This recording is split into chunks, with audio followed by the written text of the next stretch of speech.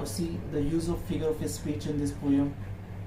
First of all, the figure of speech which is used in this poem is personification. What is personification? Personification is a figure of speech to attribute human characteristics to non-human or even inanimate objects. If non-human or inanimate objects are attributed human qualities, human characteristics, then it is called personification.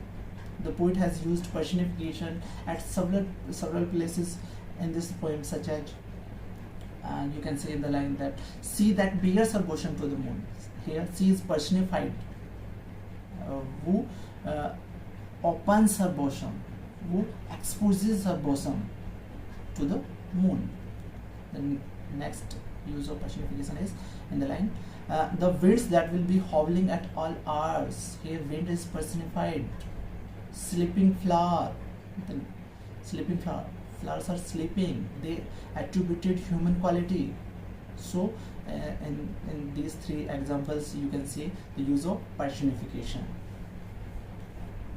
All these expressions make nature possess human-like qualities like yearning for love, sleeping and shooting. The next figure of speech used in this poem is simile. What is simile? You all know that two different objects are compared to each other by the use of like, as a, so as. So there is one simile used in the 7th line of this poem, which is and are up gathered now like sleeping flowers. The poet has linked the howling of winds with the sleeping flower. Next figure of speech is used is metaphor.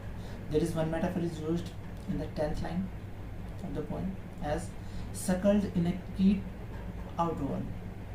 Here crete represents mother that nurses his child. Next figure of speech, as we have already talked, is allusion. Allusion is an indirect or direct reference to a person, place, thing or idea. Listen it attentively, it is very important figure of speech. Allusion is an indirect or direct reference. It may be the indirect or maybe direct reference to a person, place, thing or idea of historical, cultural, political or literary significance. It may be taken from history. The direct or indirect reference of person, place, thing or idea may be taken from history, culture, politics or even from literature also. Okay? It does not describe in details, only the name is given, details are not provided in the poem or in some extension. So it does not describe in details the person or thing to which it refers, only the name is given there. It is just a passing comment, just the poet uses the name only and just passes away. Passing comment, and the writer expects the reader to possess enough knowledge to spot the allusion and grasp its importance in a text. What is the importance? The poet assumes that the reader may know about this name in detail. So and what is the importance of this allusion in this poem? This poem contains allusion to Greek mythology as have sight of Proteus rising from the sea. Oh, here old Triton blow his wreathed horn. Here Proteus and Triton is taken from Greek mythology. So these are the example of allusion. Pagan is also an example of allusion. This question is used to ask in exam, so remember it carefully.